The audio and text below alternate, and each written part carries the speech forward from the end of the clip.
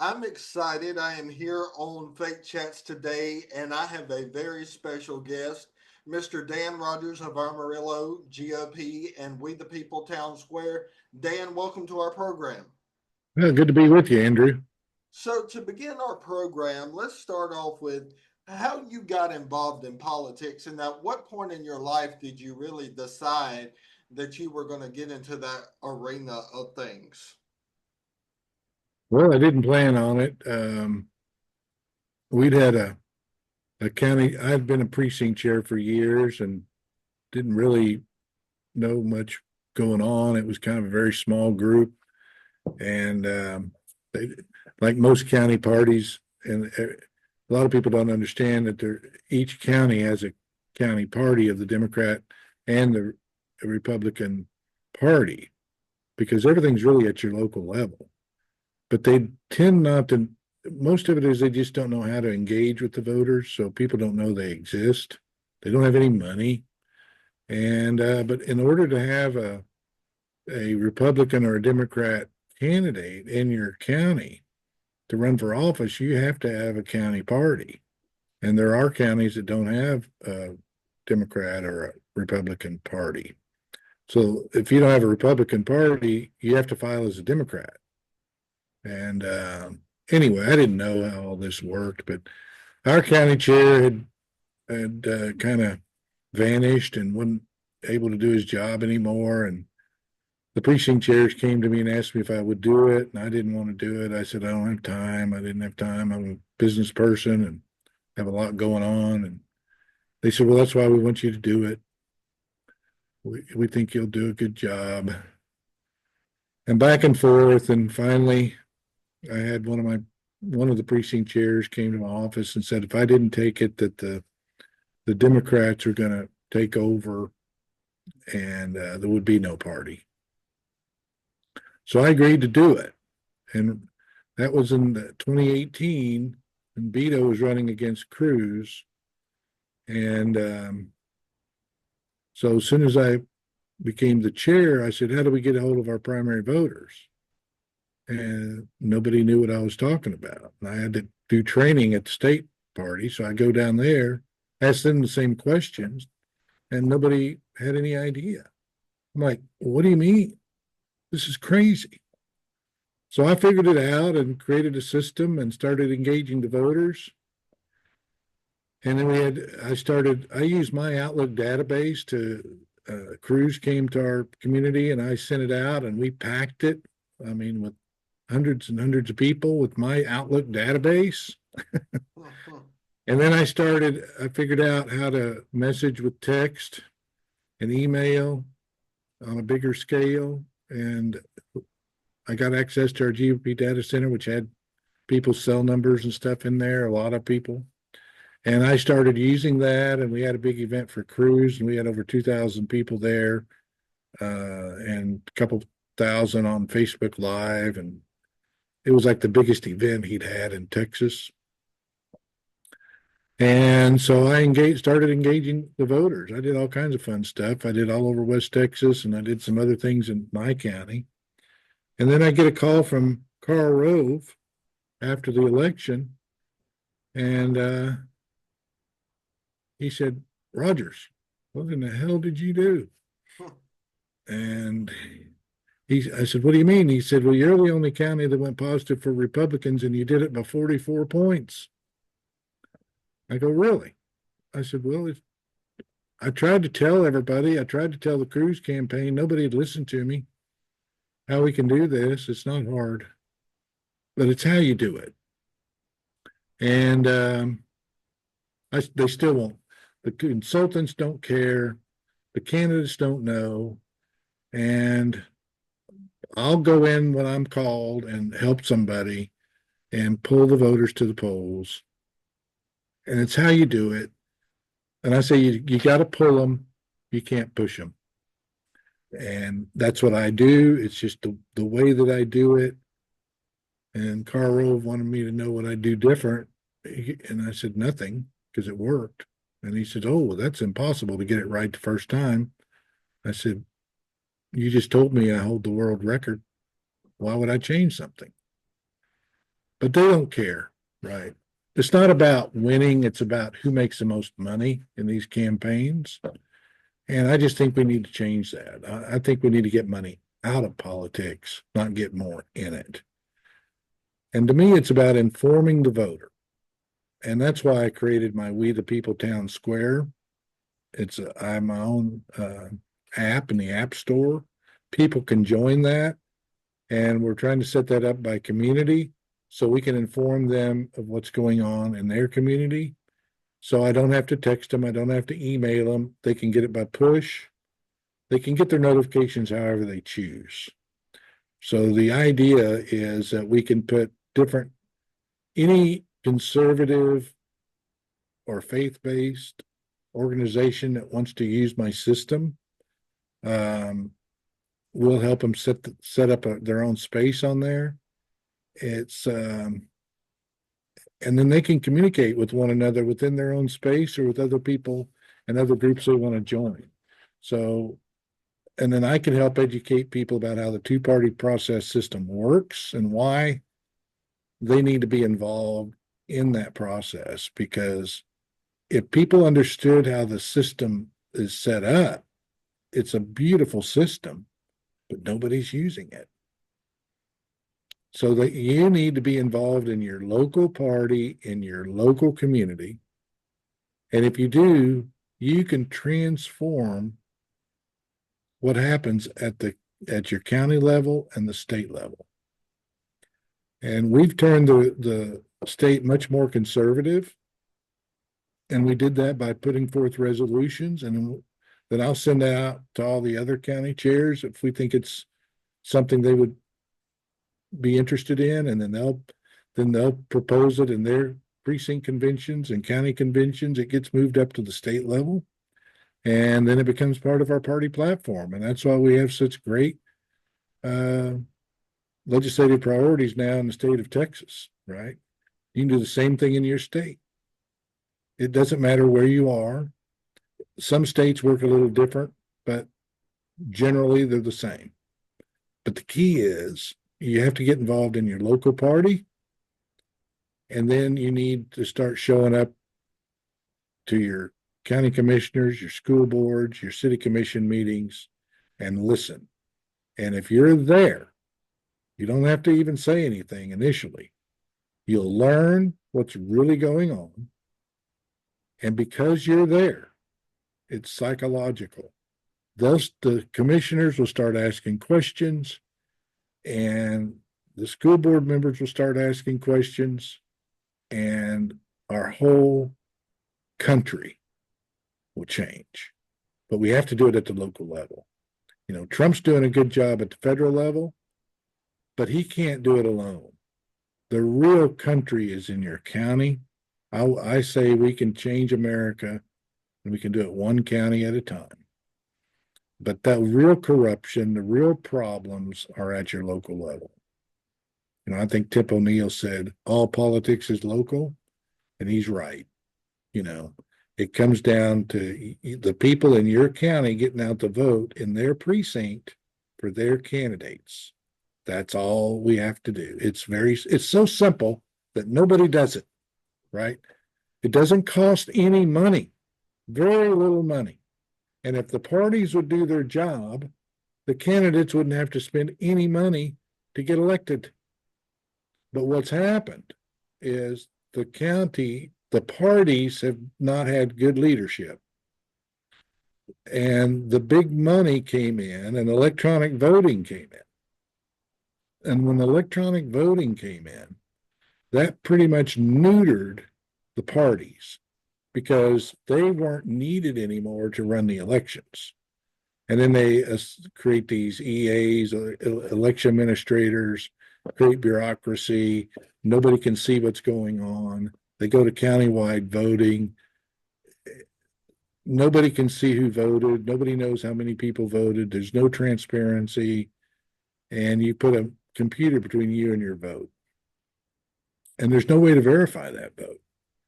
But that's kind of neutered the parties. And so they kind of started dwindling and people quit participating. And so that's the real problem, but it's because of electronic voting, I believe. And then here come the super PACs and the PACs. That was McCain-Feingold, and they created these super PACs where anybody can contribute money, even corporations. They can't coordinate with a campaign, but they can run ads and say negative things about their opponents and do all kinds of things to try to get a person elected. And I think that's really destroyed our political system. I believe if you can't vote you shouldn't have any PACs, super PACs, NGOs, none of this stuff should exist. 501c4s, none of that needs to be there. What I believe we should do is if any person, individual, is in anybody's district that they can vote for, they should be able to work on their campaign and contribute to it. But if you don't live in that district and you're not an individual that can vote in that race, you should have no say. And you cannot participate. And we would transform our political system and get it back to the way our founders envisioned. And you don't need money. You need good party people that communicate with their neighbors, and all this money is unnecessary. But what they do, and the reason the powers that be are the establishment and the big money and the big corporations, really, they love this system because it neuters the parties and then they control. So if a candidate wants to run for office, what happens is they hook them up with a campaign manager, and it doesn't matter if it's county commissioner, school board, that's at a lower level, but on the, say, a congressman or a state rep, they'll come in and say, we'll handle it, right? We'll help you raise the money. We're going to get the PACs behind you. We believe in you, blah, blah, blah. All you've got to do is show up where we want you to show up. We'll design your flyers. We'll do everything for you. We'll raise the money for you. And it's people are like, oh, that's great, because they think it's going to cost all this money to run a race because that's what they're told. And then they win, right? They get them elected. They smear their opponent. They show up. They look good. They pretty them up. Nice, flashy ads. And then they get elected. Then they get into office. So let's say it's a state rep, and then they come to them and say, well, we need you to support this bill on whatever, transgender, or maybe that's yeah,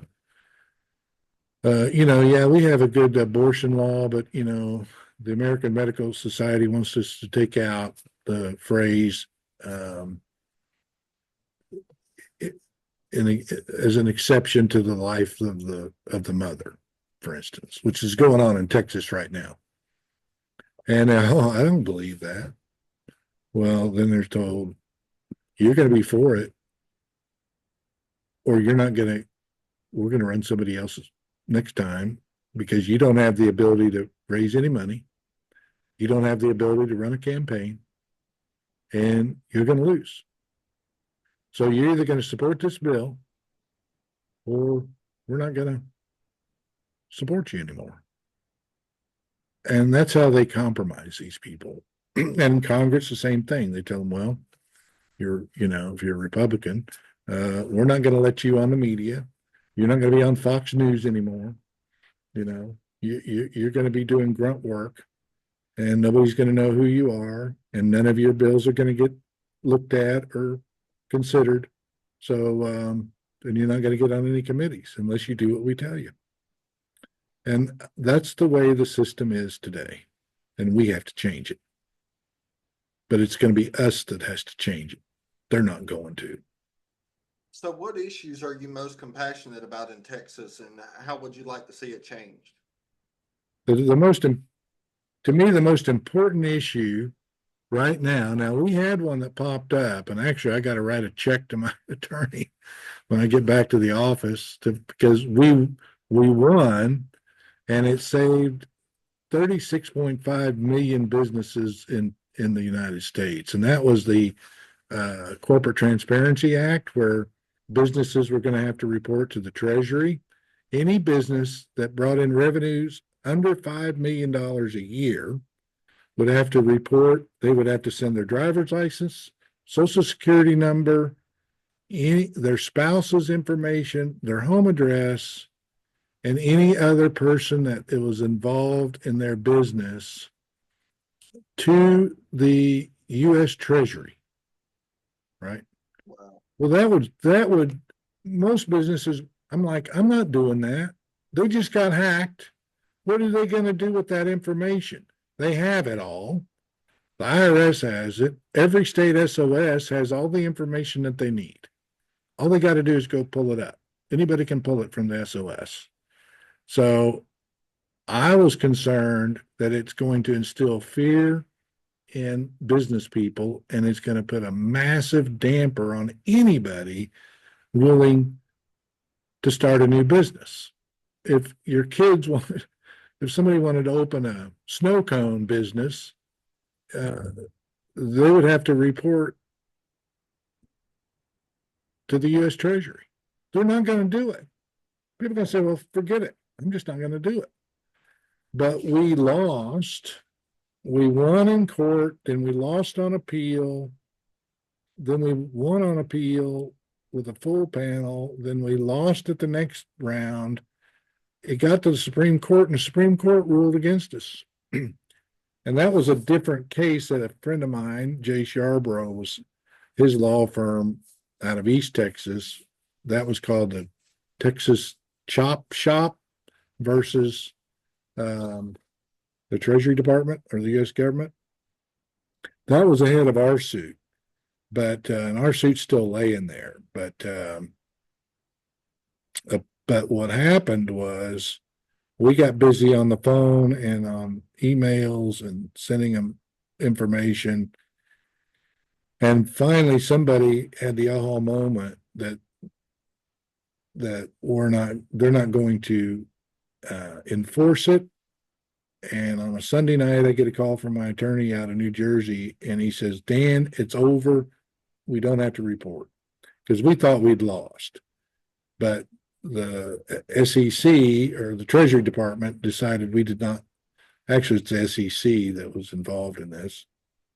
They're not going to make American citizens report only foreign companies. But that means we have to get that bill in Congress and get that codified into law, because if we don't, it could pop back up at any time. So that's something that just popped up and I got engaged in and helped on. And there's a lot of people involved in that and a lot of groups. And I think the Association for Independent Businesses and groups like that were involved in that Chop Shop lawsuit. And then we had our suit, and there were some others. So it wasn't just us, it was a lot of people, but Jace's law firm was very instrumental and did a good job. But then we all engaged, even though we ended up losing in court, which we don't understand how that could be. We don't see that as being constitutional. It violates the Fifth Amendment of being, we're supposed to have privacy in our papers, and that just did away with that. So that's the type of stuff we do, and we try to inform the voters on. But the main issue is getting rid of the electronic voting machines. I've got a couple federal lawsuits working on those. I'm working with some other groups that have, one of them has or a suit filed in 9 different states. They knew we were watching the machines in this election, so we don't think that they monkeyed with the presidential election in the 2024 race. I believe they may have in some down ballot races. But to me, the billions of man hours and amount of money we've spent with election integrity groups and trying to educate everybody about what's going on is such a waste of money. I believe we should go back, or I would say, what I say now, I started out saying we should go back to paper ballots, but I got resistance and I was being interviewed by somebody. And I said, we need to move to hand marked, self authenticated, tangible ballots that can be verified. And they had so many people call in on that show, more than they've ever had in the history of their TV show, because people that resonated with people. So it's common sense, right? It doesn't cost any money. We're spending billions of dollars across America on these voting machines, and they're using it to steal your vote by adding votes. And we've proved it numerous times, numerous ways, but nobody will look at it. Nobody cares because the elected officials don't want to rock the boat because they won. Our current elected officials got into office using these machines, right? So it's a psychological trick on them, and they can't see it, and they don't want to admit it.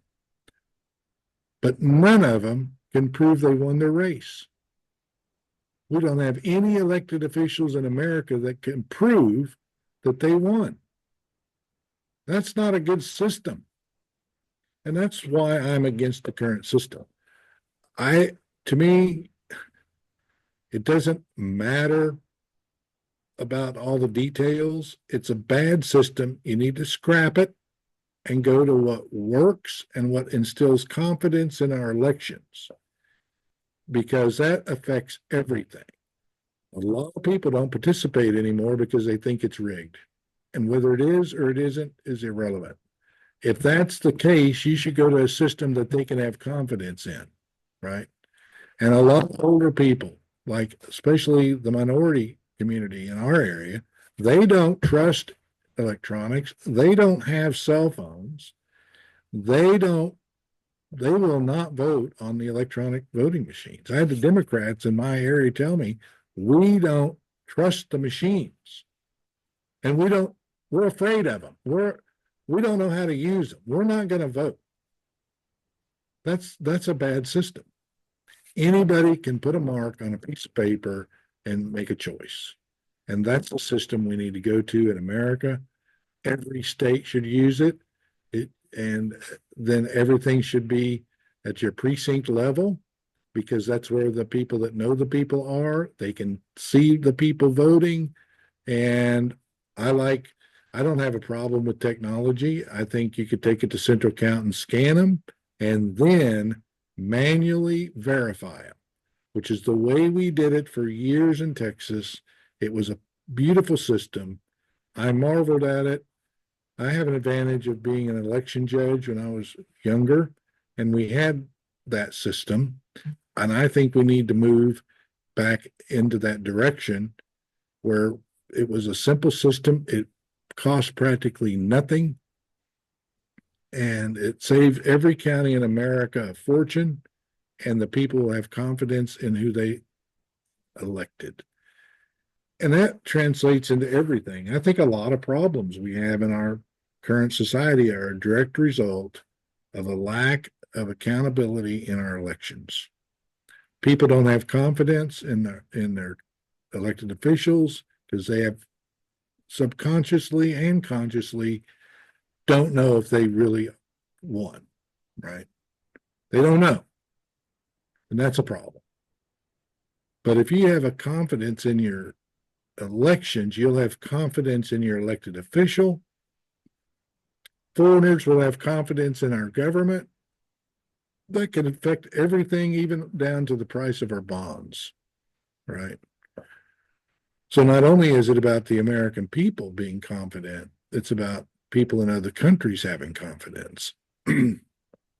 So that's my main focus right now. We're working on it on multiple fronts.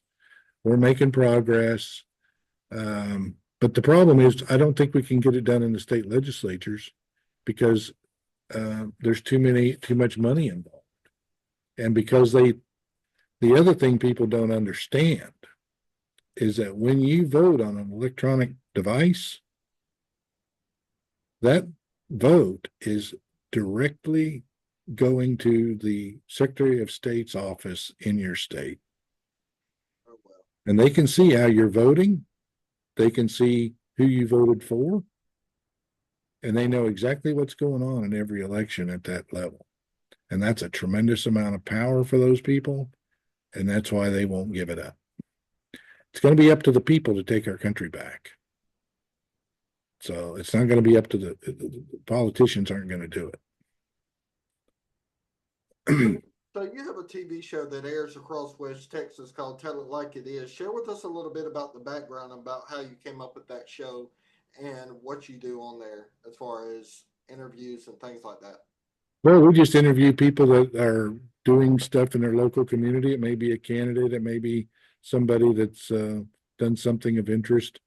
And I just had somebody interviewed me that did these sort of things, and he said, "Hey, I like what you have to say. I mean, we think you will resonate with the voters." I said, "I don't have time for anything like that." He says, "Don't worry, I'll handle it all. You just show up and talk to people." And I said, "Okay." So he whipped out that logo and he shows up, and we generally do it in my studio, but this is my Zoom background. But I started out interviewing candidates for local office because, well, in 2020, I had a guy that wanted me to help him. He had no chance. And he was running for Congress. Nobody knew him. He was one of 17 candidates. And he fortunately came in second, but that's because the guy that would have come in second just imploded and threw him under the bus at the last minute, right? So the people didn't like that in the Panhandle, and so he got third, and the guy that got second called me up and said he heard I had magic messaging power. Would I talk to him? And I said, sure. So I went out, talked to him, and he said, I'm going to lose, aren't I? I said, yeah. He said, pretty bad, isn't it? I said, yeah. I said, your opponent is picked by the incumbent. He got 38% out of 17 candidates. You got 19. They've got the machine. They've got the name ID. He's tied into all the ag people. I don't see how there's any way you're going to overcome it. He says, okay. Well, I just thought maybe you'd have some ideas. And I got up to leave. And I thought, wait a minute. This is a runoff, two-party, two-person race. So I turned around and I said, you know what? And this is like 10 days before the election, right? Or less. I'm like, I think we could do it. I said, we need somebody to interview you. Because you come off great on TV. You're very likable. You got a great personality. You know the issues. If you'll do what I tell you, when I tell you to do it, I think we could pull it off. He goes, really? I said, here's what you need to do. And so I laid it out for him. And but he calls me. He couldn't find anybody to interview him. And he said, can't you do it? And I said, I have never interviewed anybody in my life. And so he goes, well, I just don't know anybody. So I called my guy who takes, I'm in the real estate business, and he took pictures of our rentals to put them on our internet site. So I said, hey, Paul, will that camera shoot video? He goes, yeah, because I thought it did. And he goes, yeah. I said, can you do an interview? I told him what I wanted to do, and he goes, yeah, I don't know why we couldn't do it. So we made a little makeshift deal in the basement of a building I was renovating. And I ran into the candidate, and he came over, and we did it, right? And I didn't know what to even ask, but he was phenomenal. And I took that and I bought emails from the district. I ended up buying the whole state. Cost me a fortune. And then I had my text ability, and I had about 250,000 text in that congressional district, and I had about 65,000 emails. And I sent that out, right? And then I did my normal thing that I did for Cruz, and I invited him to a couple of events, and I just did my normal thing. And he won big. He won by 11 points. And the consultants can't, they knew they were going to win, and they still help. They have no idea why they lost. But I go straight to the voter and inform the voter. And I interviewed his opponent. I said, to be fair, and I do it through the GOP. That way nobody can say I'm playing favorites, even though I'm paying for it all. So that way it was fair. And because I knew that my candidate would outshine the other, right? And it worked like a charm. And he won big. So that's how I kind of got started doing this. I've done stuff in different states for different candidates. Nobody knows it's me. I'm kind of like the stealth bomber. They call in and I take out the opposition and nobody knows I exist. It's a lot of fun. So, but the consultants don't like me because I make fools out of them. I'm like, y'all don't need to be spending all this money, dude. You're wasting it. And they don't want to hear that, but they're in it to make money. I'm in it to win the race. Right. So it's just a lot of fun. That's kind of my hobby, and I do for fun and amusement, and I'll get the vote out for people, and they think it's coming from that person rather than me. So that's kind of my hobby, I guess. Well, Dan, it has been an honor chatting with you. Share with us how we can find out more about We the People Townsquare, Tell It Like It Is, or more about you. Well, we're working on multiple websites. I'm working on one called GOP Connect that we're setting that up so people can find their county party and where they vote and that sort of thing anywhere in America. But our main thing that we're working on is wethepeopletownsquare.com. That's where we're going to give all these different people a space. And there's a lot of information on there. Like we have a course on the history of electronic voting, and we have links to different, like Hillsdale College's course on the Constitution. And I'm working on a course on the two-party system and why it's important. So if you join wethepeopletownsquare.com, it's free, and we're building that out and adding more groups to it. We're working with a guy in New Jersey right now that I think we can take out Cory Booker with him, named Bill Brown. He's a retired Navy SEAL. He's phenomenal. We're working on a space for him. So anybody that wants to use our site, we can do it. We kind of call it the conservative alternative to Facebook, where there's no ads, no algorithms, and no distractions. But what we want is a place where people can go and learn. And we'll be adding different podcasts and different things that people have that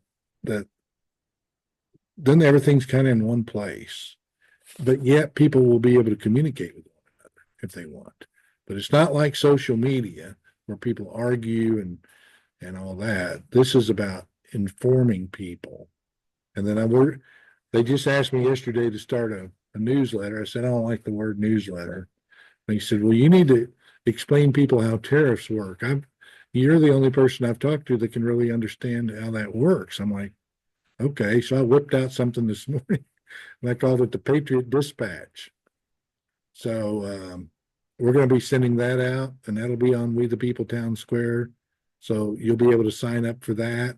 It'll be free, but we'll house everything under that one website effectively called wethepeopletownsquare.com. And it's about we the people. The people have the power, and the town square is where people used to go and communicate, right? And so that's kind of how I came up with the name. And I think people that want to know how to be involved can go there and learn. And we're even going to have our school system here use part of it. So we're doing all kinds of fun things. So to me, it's about educating the voters and informing the voters. And that's why we're here. Well, Dan, thank you so much for coming on Fake Chats. I have enjoyed talking with you today and learned so much about the GOP and the different things going on in Texas. I really appreciate what you're doing. Appreciate you having me. All right, you have a good day. All right, you too.